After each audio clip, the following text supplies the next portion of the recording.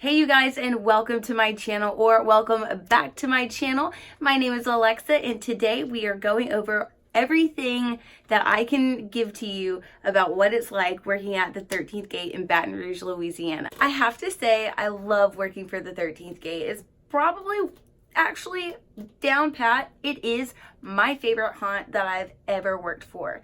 And I've haunted most of my life, to be honest. And this one definitely is like the production quality is there. It's totally there. To be formally hired by the 13th Gate, they do post on Facebook and Instagram, so just go follow them at the 13th Gate Haunt. You can literally hashtag 13th Gate on Facebook or Instagram and they pull right up. They are in Baton Rouge, Louisiana. They have their very own space. I'm pretty sure I can post what the space looks like on the outside, so if I can, I'm going to go ahead and post it right here.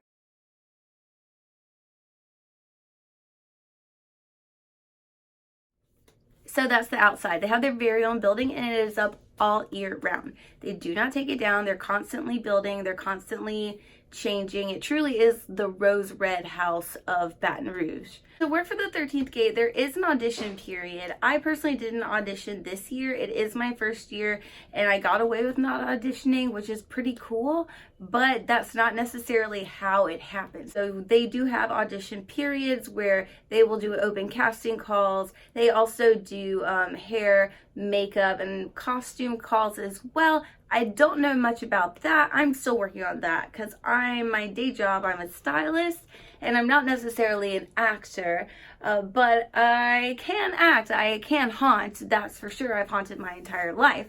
But you can audition. I didn't audition. I bypassed that. I was given the information to go directly to the scheduling director and she put me on the schedule from there. I did fill out, my height, my weight, a photo of my face with no makeup, and then a full body because you do need to be cast in a role where you can fit the costumes. They supply your costumes as well. From my previous haunts, have always supplied my own costume because it was more or less like someone's hobby. They did it on their land. It was like a corn maze type situation. It wasn't a actual haunted studio. This is a full-fledged studio. So it's really cool that you have the opportunity in Baton Rouge, Louisiana to be a part of a production. And did you know? Because I didn't know, even as a Southern girl, I wasn't really aware of how large the production community is in Louisiana. We're constantly filming out here, you guys. Who knew? Anyway, you fill out all your information and then they're going to send you a text message the day before your shift. You look at your schedule, they'll tell you when you work and also what part you were assigned. They will also they'll give you forms. This is a legit job, so you're gonna fill out tax forms. They're going to pay you. The more hours you work, the more money you make, obviously, but they, as far as I understand, don't pay you hourly. They pay you for how many shifts you've attended. And I don't really want to go into the pay. Like, if you want to know, you can email me and I can kind of like assist you from there if you're really serious about it. But they do pay you. Okay, so you're hired and it's your very first day. What do you bring? Before you even get there, I want you to grab a bag. This is going to be your gate bag. Now, at first, I didn't have a gate bag. I literally had a little sack, kind of like a reusable grocery bag, if you would. And I used that, but the more I came, the more I realized that you're actually needing to set up for a day. If you want to see the video of what's in my gate bag, I will post that later on. Please feel free to. I'm going to try to tag it up here. I don't really know how to do that yet though, so just keep an eye out on my channel. Okay, so you're there. You have your gate bag and you're ready to go. First off, park under the bridge. You're going to be right in between the brickyard and the gate. And personally, I like to park the closest to the gate because whenever you get out, it's going to be around 12 or 1 o'clock in the morning. And as we all know, Baton Rouge or any large city is not safe to be in alone, especially if you're in a haunt. even if you look scary, some people might not see you as scary. They might see you as a threat. So please be safe, my fellow Gators, and park close to the brickyard, park close to the gate. Do not wander off. Anyway, you're going to cross the street and go into the large double doors. So you're going to go straight in. All these people on their walkie-talkies and in costume, and you'll see at the very end what we call the green room. And it's not really green, it's actually all black, but that's where we have our meetings. That's where you're gonna get your costume, your makeup done. That's also where you're gonna check in. So as you're walking in, look to your right and you will see the costume door. People will probably be lined up to go in there. And then you will see little iPads on the wall. You're going to go to the iPad and just keep scrolling until you see your name. Once you see your name, you wanna click check in, and then you're officially checked in. Now, as soon as I check in, I stand in line for my costume immediately. Nobody likes an actor who dilly-dallies and does nothing. If you're a smoker, I'm sorry, but I would, as a fellow thespian, say to go smoke either before you come to the 13th gate or smoke whenever you're done at the 13th gate. Nobody likes their costume to smell like cigarettes. That is not your costume. It might be your costume for the day, but it is not your costume. So you're sharing it with an open amount of actors who may be sensitive to smell, such as cigarette smokes, or even may have an allergen to a perfume that you wear. So try to be as naked and clean as possible whenever it comes to that. That's just me though, fellow thespian talking. Technically, you should never eat, drink, or smoke in your costume, but we all do. We all break the rules. I know we do. But just gonna lay that out there. So once you've checked in, you wanna go immediately to the costume line. Pull up what your role is, and then you're going to tell the people in costume. If you know anything about Jack the Ripper, I have consistently been a Ripper victim. You say your role, Ripper victim, London, gate 2, and they'll go grab your costume and give it to you. One of the #1 rules, the first day I worked, they said, do not lose your hanger. Do not lose your hanger. Do not lose your hanger, which is something that you really need your backpack for. So please, please have a good backpack. You're gonna wanna put your hanger in your backpack. I've never personally lost a hanger, but they say don't do it. And I don't wanna know what it's like when you lose your hanger. Now, you have your costume. Now you need to change. #1 rule, modesty killed the actor. I don't know who is shy in the theater world, but you don't need to be shy. We've all seen it all. To quote Pink Sparkles, we've all seen a tit. My tit's not special, you can Google a tit. I'm personally laying on a bunch of bodies, so your body isn't going to surprise me any. There are dressing rooms to use. There are dressing and changing rooms. Like I said, there are also some bathrooms, but they are very small. They are very long lines. So the lines for dressing rooms are ridiculous. There are 2 dressing rooms, and you'll see them in the entrance of the green room. There's going to be one on your right and one on your left. You're going to go right through these doors, but there's always people waiting in line for these. And if you must use a dressing room, we understand. Like, no one is going to be like, who are you and why are you using a dressing room, or why are you not, or blah, blah, blah. We don't care. But I'm just going to let you know, you're going to be in that line for a hot minute. So I suggest kind of, 1, maybe going to your scene, changing there, get into character while you're there. That's what I like to do. Or find a nice little cubby hole. There's so many little holes, nooks, and crannies here that if you just need to do a quick change, you'll be fine. No one's gonna bother you either, I promise. So I've made it to my scene, and what I like to do is get my gate bag, throw it in my cubby hole for later because I'll come back. Honestly, if you want to find a safe space for your stuff, if you have the opportunity, if your scene allows it for you to hide your backpack somewhere there, that is the best. If not, there is the green room. No one's going to mess with your stuff. But again, we always say to keep your stuff near. It's only guaranteed safe if you have it. I'll insert a picture of my costume here. What I like to wear underneath that is very simple, and I actually wore, this is exactly what I wore. This is what I like to wear to the gate. It's just easy leggings. They have pockets in them, so if I need to put my phone up while I'm in my scene, I can. If I need to hold anything, I've got a little crop top underneath as well as a sweater. Everyone's costume is different, but my general rule is if it shows, it's a no. Try to be as authentic to your character as possible. I wear these leggings underneath my dress because it is long. They also suggest that you wear closed-toed shoes. I always wear my Doc Martens even though I'm not running. I'm actually sitting in a cubby hole and very still. You still want to wear closed-toed shoes because you are in a set. You are on a set. You don't know what could happen at any point in time. You might need to get up and run. Something might fall. You might get a splinter, or something like fake blood might leak onto your feet. You don't want that on you. So closed-toed shoes, preferably boots, are always good.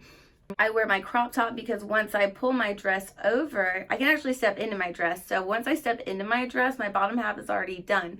So then I just take my crop top off and I wiggle my arms into my dress and bam, there you go. It takes 2 seconds to change. Not everybody is that lucky, but for me, I am, and I really am so appreciative of it. Now, depending on your scene and your character, you may need little to no hair or makeup. So again, it all varies, but for me, I do need a little bit of blood and gore, as you see. And I'll actually take this off really quick to show you guys exactly what I had today. My character is Ripper Victim. This is my makeup of the night. I really enjoyed it. Now, my eyes and stuff, I have already washed my face since I'm not at the scene anymore, but I will insert a photo of my full glam.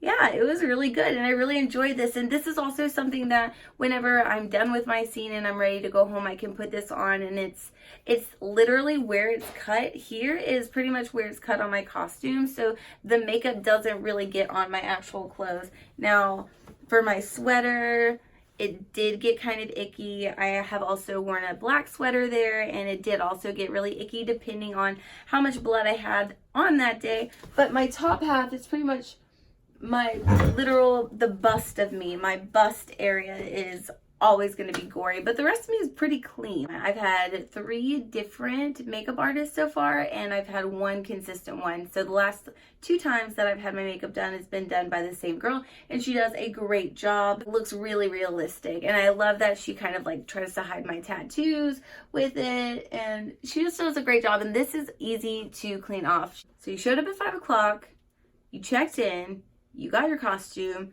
your hair and makeup's done. It's 6:30 and you don't go on until 7. What do you do for 30 minutes? Well, there are a couple of things. You can go over your lines if you have any lines. You can get into your scene and really get into character if you haven't already. You should definitely eat something. You should most definitely drink something. But you cannot go out of the gate. You're not just going to see a dead person walking down the street in Baton Rouge, Louisiana. Not yet, at least. So you can't ruin the facade. I think is there another word for it? Facade? You can't ruin the illusion. So you can make some friends. There's, like I said, 100-something people there. You're bound to make a friend or two. So try to. That's why I did it. That's why I signed up, because I really wanted to make friends. I'm only here for like 3 years. It's been 1.5 years now, and you know, get yourself out there. Now it's time to place. Places is always at 7. We always start at 7. So you've got your water handy, you've got your snacks close, you've unpacked, snuggled in, and are ready to hunt. Depending on your scene, it could start immediately. You could be the last one. There could be a line outside. We could be totally dead. We're not sure. But get ready, because it's from 7 until 12:30. You will be haunting. There are some things that I want you to keep in mind while you haunt.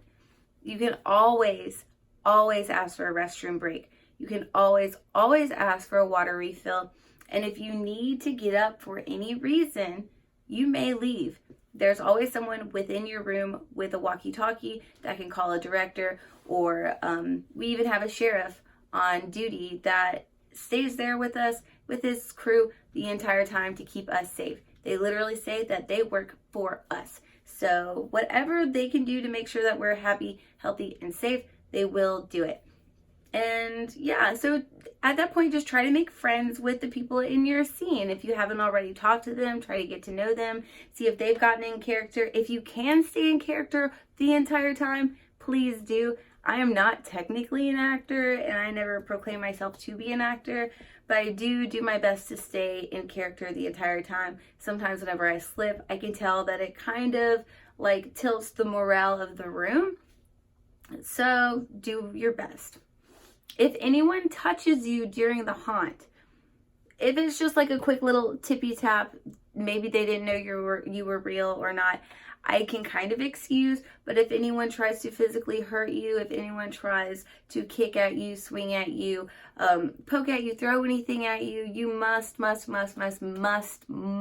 tell someone with a radio so they can then notify people in other rooms. We're not sure now if that person is a, what is the word? Threat? Threat's kind of a big word, but if you're putting an actor in danger for any reason whatsoever, you are kind of now a threat. So those are just some things to think about while you're in the gate. This is a huge production, you guys. I haven't even been all the way through. I'm scared to get lost, quite honestly. It's a huge building and it's easy to get lost. They'll let you know when everyone is done by making rounds. People who do rounds will be people like the director, assistants, technicians, cops, the sheriff. They'll come around, they'll fist bump you. We are all a team and we are all a family and we're all trying to make everything work in a beautiful, consistent way to scare the living crap out of people. So the only way we can do that is to keep an open flow of communication. At the end of the night, you will have fist bumped the sheriff. That's going to be almost like your final. They're not going to say that's when it's closed and that's when everything's final, but you can almost 100% guarantee yourself that after you fist bumped the sheriff, everyone's out of the house. What does signify that absolutely everything is done and finished is whenever the lights come on. It does signify 100% clearance and closing of set is when the lights come on. So when the lights come on, you are then 100% allowed to get out of your cubby hole and start heading towards the exit. Everyone's gonna be flooding into the exit and the bathroom. So if you have to pee, please run. So go pee, get out of your costume, put it back on the hanger unless it's Sunday, because Sunday we wash. And you'll divide it into bloody or dirty. So if you're bloody, you go in the bloody. If you're dirty, it's just dirty. And then you're gonna put your hanger in the middle. If you have latex applications, if you have any extensions on your body, you're then gonna be called to the makeup room for removal. It's really difficult to get that stuff off by yourself. If you go home with latex pieces on, I can guarantee you that it's gonna hurt to get off unless you already have spirit gum remover, unless you've already done it before. And if you've waxed before, you can probably get through it, but I'm still gonna tell you it's gonna hurt. It's gonna suck. So go to the makeup room and get your stuff taken off. As far as your hair goes, wash it at home. They don't wanna mess with you. At the end of the night, they will go over the directors, I believe, three people. I don't want to call out their names either because I don't know if they want to be called out, but there's definitely a director, the scheduling person, and then someone that has to do with props and makeup and hair are usually up there, and they will go over notes of the night, if anything needed to change, if anything had happened, updates, so on and so forth. They also do actor awards, which is really cool and really cute. I'm so grateful I got an actor award my second night. And that means so much to me as a thespian, as someone who loves the theater and acting and just this whole entire community.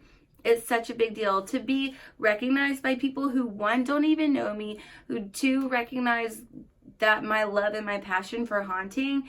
And for 3, like, it was my second day. Like, I didn't know anybody. I feel like that automatically opened me up to making friends because I'm already shy, and without an opener, I kind of maybe might not always talk to people. So usually my opening line is like, oh, what's your character, or what room were you assigned? And now people are coming up to me and being like, oh, well, congratulations on the actor award, like, you must have done a really good job. And then I could just be like, I didn't even know about it. Super cool. And then there, you have friends. Yeah, I think that's it. So you don't have to clock out. That's the really cool part, is once you've clocked in, you don't ever have to go back to that. It starts over the very next day or the next weekend, depending on when you work.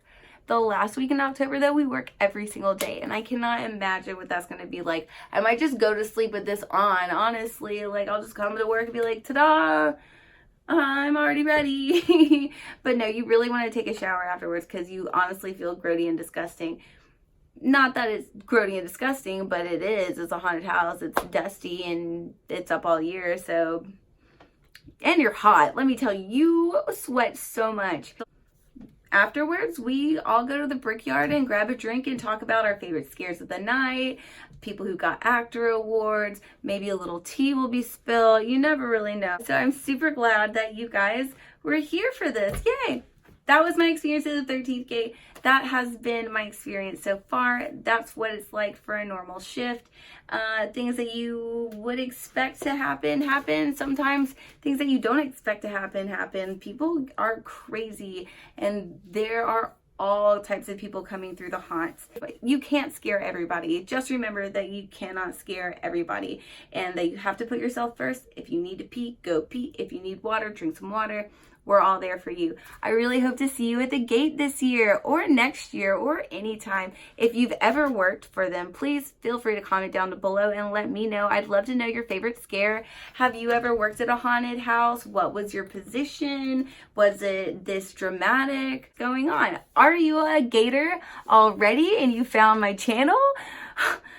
I mean, that's pretty cool if you did. Alright, you guys, that was the video for today. If you liked it and want to hang out some more, please feel free to like and subscribe, hit the bell, and even if you want to see more of me, feel free to go on Instagram, just hashtag AlexaKiss. I usually pull right up. Whether it's my personal page or my professional page, follow both, whatever you want. Until next time, be nice to yourself, be kind to others, and recycle. Bye.